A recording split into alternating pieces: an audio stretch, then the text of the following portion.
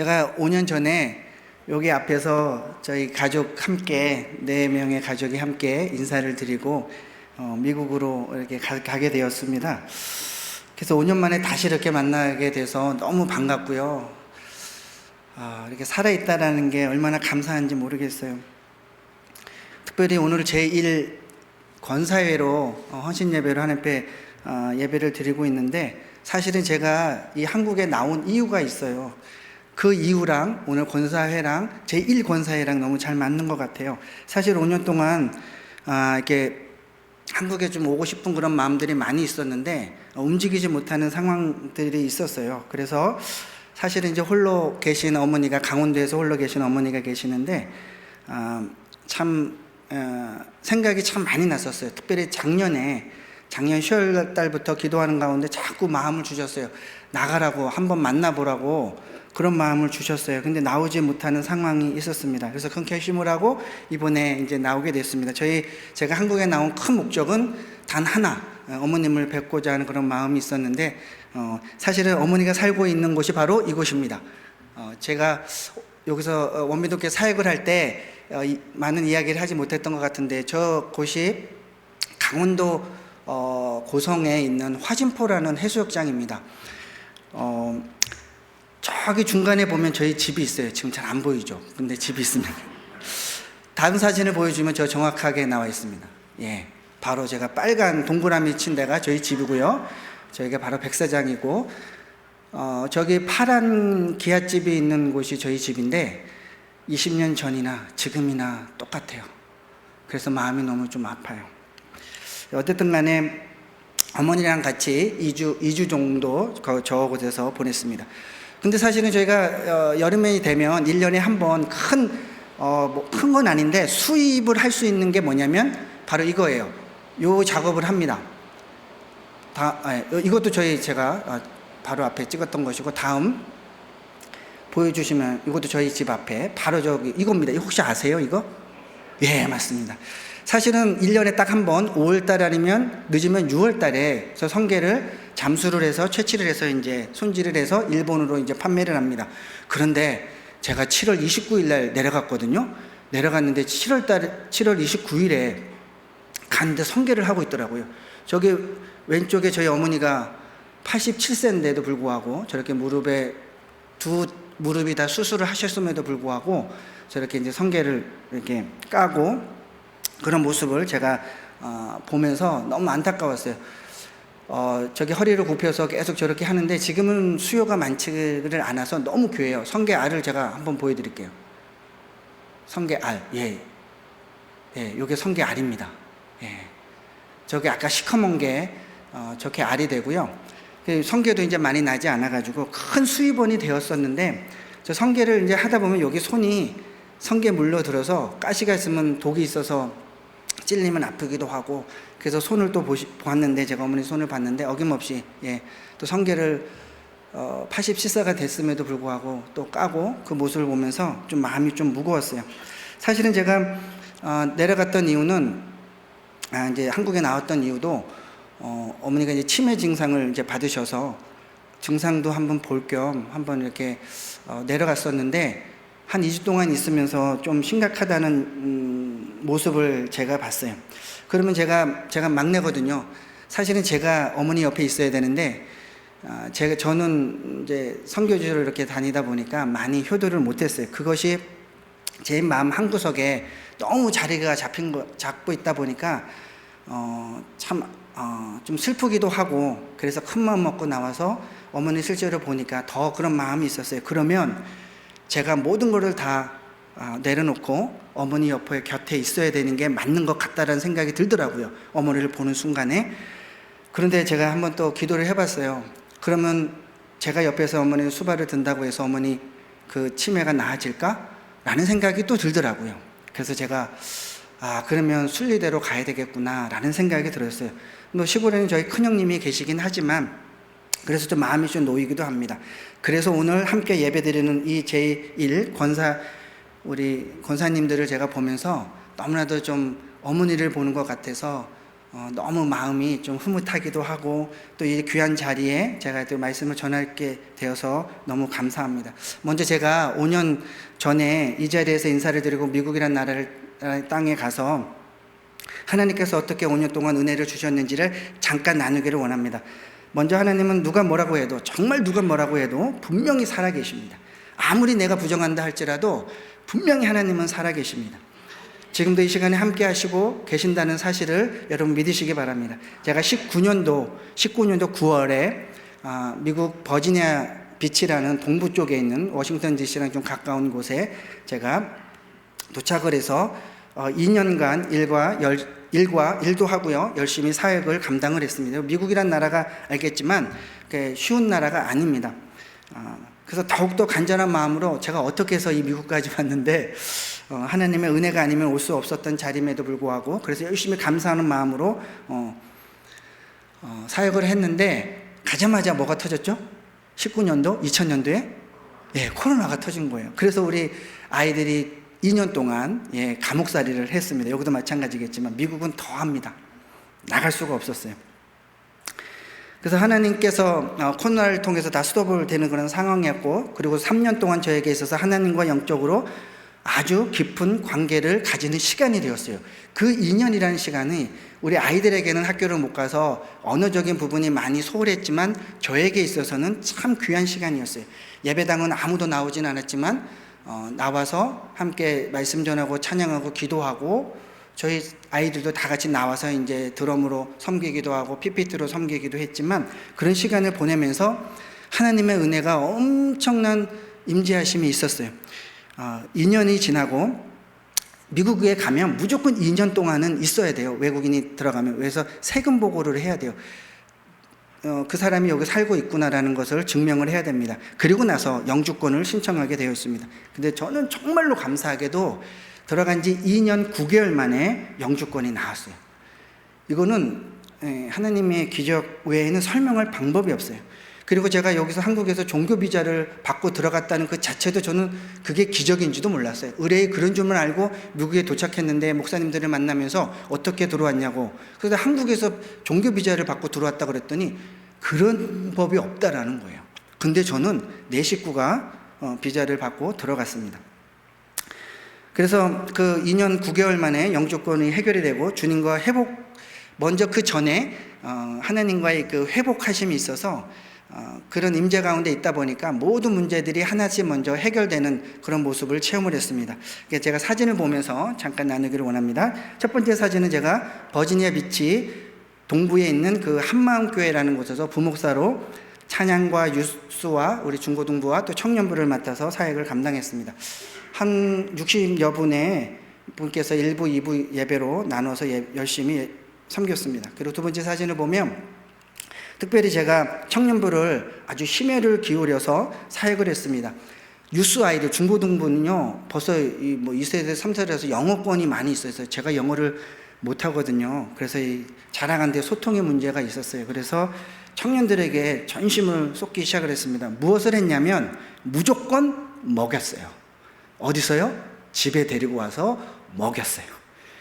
따지지도 않고 무조건 먹였어요. 먹이는 사역을 했습니다. 와서 그리고 먼저 먹이고 나서 게임도 하고 친구의 시간도 가지고 무조건 놀았어요.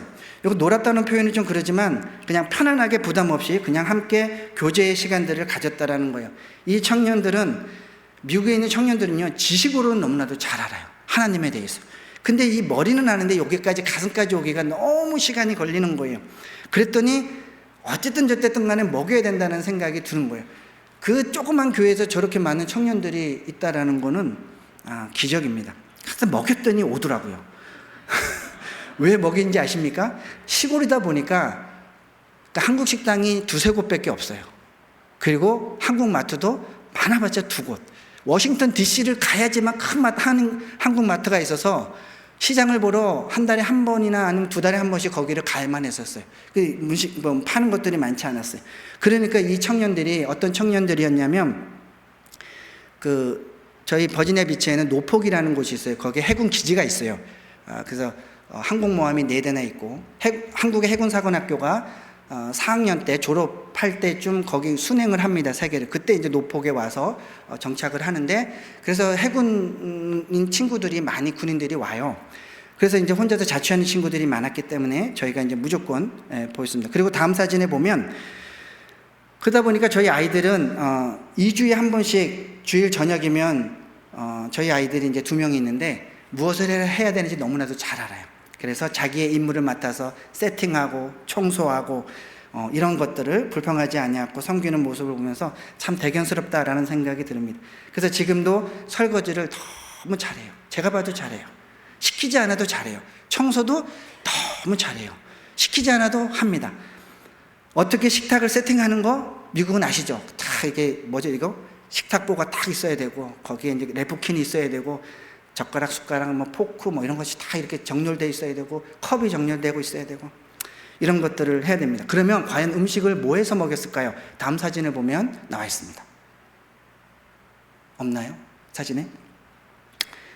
네. 사진을 보면 이렇게 만들어서 제가 먹였는데 저희가 있었던 버지니아 비치는 아주 시골 마을이었기 때문에 이렇게 해서 제가 이 음식을 제가 다 만들었어요. 예, 안 믿기죠? 저도 안 믿겨요. 중국에 있을 때는 안 그랬는데 미국에 가니까 사 먹을 데가 없어가지고 한국 음식은 먹고는 싶은데 그 제가 유튜브를 보고 만들기를 시작한 거예요. 만들기를 시작하다 보니까 저에게도 그런 탤런트가 있는 줄을 몰랐어요. 만들다 보니까 실력이 늘어나는 거예요. 그러다 보니까 저런 것도 이제 닭강정도 만들게 되고 마라탕까지 만드는 그런 기적이 일어났어요. 아니 사실 중국에서 먹어봤기 때문에 재료만 있었으면 무조건 이렇게 만드는 그런 경우가 있었습니다. 그래서 청년들을 많이 섬겼어요. 그래서 2주에 한 번씩 꼭 와서 아이들을 먹였더니 이 청년들의 마음에 문을 연 것이 한 3년 걸렸어요. 와, 왜 3년이 걸렸냐면 이 미국의 친구들은요 마음을 안 열어요. 절대 안 열더라고요. 그리고 옆에서 뭐라고 이렇게 얘기를 하면 아예 마음의 문을 닫혀버려요. 왜 그런지 아시죠? 개인주의라서 그래요. 내가 상대방이 뭔가 좀 잘해주면 저 사람은 분명히 나에게 뭔가 이렇게 얻으려고 하는 게 있구나라는 생각을 해버려요. 그래서 개인주의가 발달되다 보니까 청년들이 마음의 문을 안 열었어요. 그래서 제가 아까도 얘기했지만 무조건 먹였어요. 그리고 개인적으로 온 친구도 저희 집으로 와라 그랬다 해서 개인적으로 온 친구도 먹였어요. 그리고 남은 것들은 어떻게 해요? 다 싸서 줬어요. 그래서 저희가 김치도 만듭니다. 열무김치도 만들고 그냥 김치도 만들고 그 김치를 한번 만들 때면 한 2주에 한 번쯤 만들었던 것 같아요. 왜냐하면 만들어서 저희가 먹는 것도 있겠지만 다 나눠줘요. 네, 2주에 한 달에 한 2번 정도 와서 먹었으니까 단체로 와서 먹었으니까 그러면서 청년부들을 감당을 하면서 청년들이 좀 많아졌어요.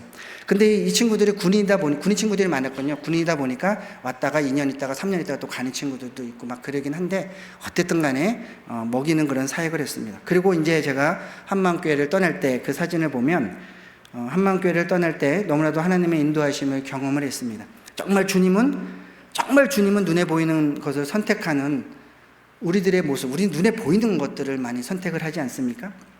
그런 걸 너무나도 잘 알기 때문에 우리가 무엇인가를 결정할 때 주님의 방법대로 역사하시는 그 주님의 모습을 봐야 되는데 그게 너무나도 어렵다라는 거예요. 그런데 제가 그걸 보게 됐어요. 그때는 몰랐죠, 저도. 작년이죠, 작년. 이제 어느 정도 이제 사역을 하다가 작년 2월 달에 거의 이제 4년이 되어가는 시점에 뭔가를 선택해야 되는 그런 이제 다른 곳으로 가야 되냐, 가지 말아야 되냐. 그리고 영주권도 아직 작년에 저희가 나왔거든요. 근데 나오지 않은 상태였었어요. 그래서 2월 달에 많은 생각들을 했어요. 그 중에 저희 교회 장로님께서 은퇴하신 장로님이 가게를 하나 하고 계셨었어요. 해군을 리타이어 하셔가지고 시애틀에서 해군을 리타이어 하셔서 버지니아 비치 쪽으로 와서 그러니까 사업을 이제 하게 됐습니다. 동부 쪽에는 흑인들이 많아서 뷰티 서플라이즈라는 그 가발 팔고 막 이런 거 있지 않습니까? 그런 거를 파는 곳이 참 많아요. 근데 그걸 이제 하고 계셨는데 이분께서 이제 은퇴를 하시고 이 가게도 이제 다 이제 내려놓기를 원하셨어요. 왜냐하면 우간다로 평신도 선교사로 가기를 원했어요. 처음에는 저는 이해가 안 갔어요. 이제 나이도 드시고 다 은퇴를 하셔서 평안히 살 수도 있었는데 우간다로 선교를 가시겠다라는 거예요. 제가 그래도 선교사 아니겠습니까? 그래서 제가 전적으로 도와드리겠다라고. 그래서 우간다를 한 2, 3주를 갔다 오시겠다는 거예요. 그 권사님도, 네 분 권사님도 그 다녀오시고 그 가게를 저희가 잠깐 봐주겠습니다라고 했던 것이 계기가 돼서, 사실은 문제는 뭐냐면 운영하는 가게가 2년 정도 계약이 남아 있었어요. 남은 상태라서 접을 수가 없는 상태였어요. 그래서 어쨌든 선교 우간다 다녀오시고 나서 결정을 하자고 그 다녀오셨는데 우간다로 가시겠다라고 말씀하시는 거예요. 그러면 이 가게는 어떡하냐는 거예요. 그 저희한테 주시겠다는 거예요. 그러면서 가게뿐만이 아니라 저 집이에요. 저 집, 이분 장로님께서 사시던 집, 저 차, 그다음에 저 가게를 저에게 주시겠다는 거예요. 제가 그랬죠. 속으로 할렐루야 그랬죠. 왜냐하면 저 가게를요 아무것도 조건 없이 그냥 선교 헌금으로 500불만 달라는 거예요. 그리고 어차피 집이 비었고 차도 어차피 뭐 우간다로 가면 가져갈 것도 아니니까 저 집에서 살고 차도 주시겠다고 말씀을 하시는 거예요. 이때 제가 어떤 결정을 한지 아십니까? 오케이 그랬죠. 그래서 친구인 담임 목사한테 가서 제가 여기 버지니아 비치에 있겠다라고 이야기를 했습니다. 그러면 당연히 이 장로님과 네 분은 우간다로 가시겠죠. 그러면 모든 것이 해결이 됐었어요. 그게 2월 27일인가 6일 날 제가 친구 목사인 담임 목사한테 얘기를 했어요. 내가 여기 있겠다고. 그러면 사역을 어떻게 하냐? 그랬더니 주말만 파트타임으로 사역을 하라고 얘기를 하더라고요. 평소에는 제가 저거를 해야 되니까. 딱 보니까 크지도 않고 사이즈도 크지도 않고 집사람과 저거 하면은 딱 맞겠더라고요. 한 2, 3주를 해보니까 딱 이게 나오더라고요. 그래서 이 정도면 한 2년 정도면 어느 정도 재정이 될 수 있겠구나 라는 생각. 제가 이제 저도 일하고 우리 아이들도 일하고 집사람도 일을 했거든요. 계속 2년 동안 3년 동안에 일을 하면서 사역을 감당을 했었거든요. 그러면서 제안을 해서 제가 오케이를 했죠. 친구 목사한테 오케이를 했어요. 그게 2월 26일 날이었어요. 그리고 27, 28 이틀이 지나고 3월 1일이 됐습니다. 3월 1일 날 무슨 일이 일어났냐면 영주권이 승낙이 났다라는 인터넷으로 그게 뜬 거예요. 3월 1일 날. 그러면 영주권이 이제 승낙이 났구나. 뭐 내가 여기 있으나 떠나나 뭐 똑같지 뭐 이렇게 생각을 했죠. 그런데 문제는 그 다음 날부터였었던 거예요. 3월 1일부터 눈에 보이지 않는 일들이 일어나기 시작해요. 그래서 3월 1일 날 시애틀, 제가 지금 시애틀에 있는 완전 동부하고 서부죠. 서부 끝에 있는 저 밴쿠버 바로 밑에 있는 그 시애틀에서 전화가 오기 시작합니다. 어떤 전화가 오기 시작하냐면 제가 15년 동안 중국에서 같이 사역했던 목사님이 시애틀에 계셨어요.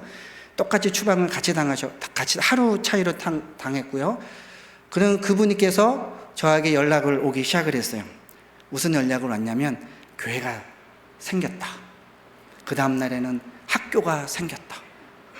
이런 일들이 막 저한테 그래서 일주일 내내 전하고 하루도 안 빼놓고 저한테 기쁜 소식, 정말 복음적인 그런 기쁜 소식들이 저에게 오기 시작하는 거예요. 근데 저는 이미 마음을 정했는데 왜 정하고 나서 이런 일들이 벌어지냐는 거죠. 눈에 보이는 것들은 확실했어요. 확실한 것은 눈에 보여서 선택을 했는데 근데 사실은 시애틀에서 날라오는 그 기쁜 소식이긴 해요. 근데 그건 눈에 보이지가 않아요. 왜? 현실적으로는 아무것도 없었거든요. 교회가 어떤 교회인지도 모르고 누가 있는지도 모르고 학교는 무슨 학교인지도 모르고 현실적으로 바라봤을 때는 아무것도 없었어요. 그런데 뭔가 하나 딱 얻어맞은 느낌. 그런데 제가 결정적으로 이 시애틀로 가겠다라는 결정적인 이유가 하나가 딱 있었어요. 그게 뭐냐면 그러면 물어봤죠. 제가 그 시애틀에서 사역하는 교회 이름이 뭐냐. 그래서 이름을 잘 줘야 돼요. 아니 세계적으로 그 많은 교회들 중에 하필이면 이름이 이 교회 이름 안 나왔네요. 저희 교회 시애틀 제자 삼는 교회였던 거예요. 여러분들은 이게 뭐가 안 오시죠? 그게 뭐야? 제가 이 원미동 교회 사역을 할 때도 고등부를 사역을 했거든요. 제가 중국에 가서 사역을 할 때도 중고등학교를 했었거든요. 대학교를 섬겼어요. 저희 스승이었던 선생님이 저를 제자를 삼았고 제가 또 중국에 가서 여기서도 한국에서도 마찬가지지만 중국에 가서도 제자를 삼고 그 아이들이 지금은 다 성장을 해서 선교사로 나가기도 하고 목사가 되기도 하고 전도사가 되고 지금 한국에서 쫓겨나와서 한국에서 사역하기도 하고 그렇습니다. 그렇게 했는데 제가 잠깐 미국에 있으면서 버지니아 비치에 있으면서 청년들을 섬기긴 했지만 제자로 뭐 이렇게 했다라는 건 없었는데 하필이면 시애틀 그 교회 이름이 제자 삼는 교회라는 거예요.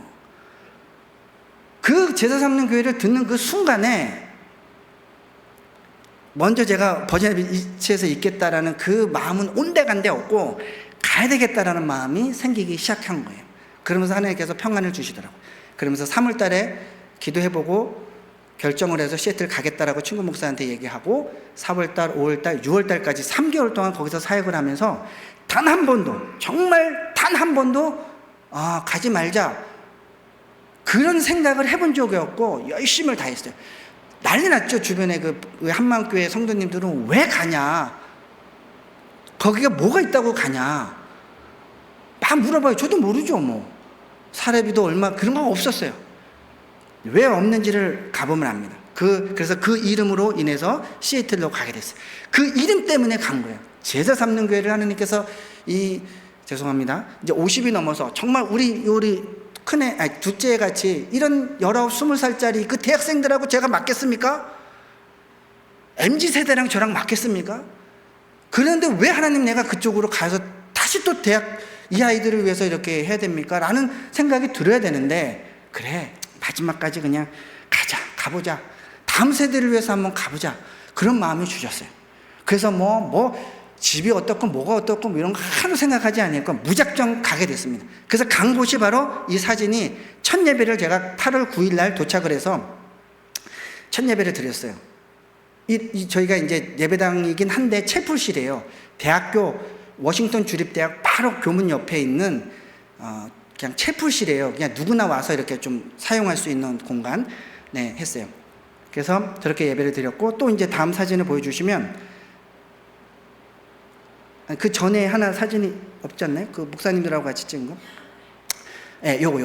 요게요. 저 사진이 첫 예배를 드렸을 때 보시면 저기 꽃다발 드신 분이 저 시애틀 제자 삼는 교회에서 25년 동안 한 우물만 팠던 목사님이세요.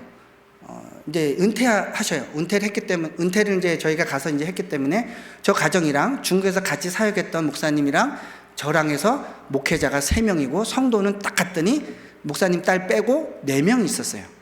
청년이 4명이 있었어요. 몰랐어요. 저는 청년이 4명 있는지도 모르고 간 거예요. 첫 예배를 드렸더니 4명이 있었어요. 작년 8월 달에 도착해서 첫 예배를 저렇게 드리고, 또 이제 오후 예배에 저희가 이제 2시 반에 예배당을 쓰기 때문에 2시 반에 저렇게 예배를 드렸어요. 그리고 또 하나 그래서 이제 어떡합니까? 워싱턴 주립대학으로 전도하러 나갔죠. 한 달 동안, 내내 한 달 동안 나가서 저 캐노피를 설치를 하고 나가서 비가 오나 바람이 부나 계속 한 달 동안 매일 나갔어요. 그래서 첫 열매를 이었던 학생, 저 학생, 저 친구가 첫 열매였어요. 이름도 주한이에요. 주한이 19살이에요. 19살. 한국에서 유학생으로 왔어요. 저 학생이 첫 열매로 이제 시작이 돼서 버지니아 비치에서 사역했던 사역들 왜 그렇게 열심히 했냐 그랬더니 바로 다름 아닌 이 대학생들을 섬기라고 또 했던 것 같아요.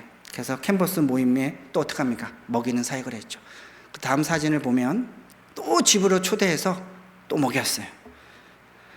교회에 있는 청년 4명, 그 중에 3명은 지금은 다른 주로 가버렸어요. 대학원으로 가버리기도 하고 대만 친구도 있고 막 그랬었지만, 지금 대학생들은 여러분도 아시겠지만 헌금을 하지 않습니다. 그러면 목회자 3가정은 어떻게 살고 있을까요? 다음 사진을 보면 이제 계속 나와요. 그 사진도 제가 어떻게 해서 먹였는지. 그래서 이렇게 이제 예배를 계속 이렇게 드리고 있는 사진, 이 근래까지 예배를 드리고 있는 목회자가 3명이에요. 은퇴하신 목사님 계시죠? 저희는 담임 목사 이런 게 없고요. 공동으로 그냥 공동 목회합시다 해가지고 이렇게 저분이랑 저랑 이렇게 사역을 지금 감당하고 있는데, 그러면 이 세 목회자들은 어떻게 살 수 있을까요? 그게 기적 아니겠습니까? 먼저 다음 사진을 보여주십시오. 이 사진도 저희가 무조건 와서 또 저희 집에 와서, 저희가 아파트인데 무조건 먹였어요. 비좁아도 먹이고 개인적으로 와도 먹이고 하여튼 먹였어요. 또 다음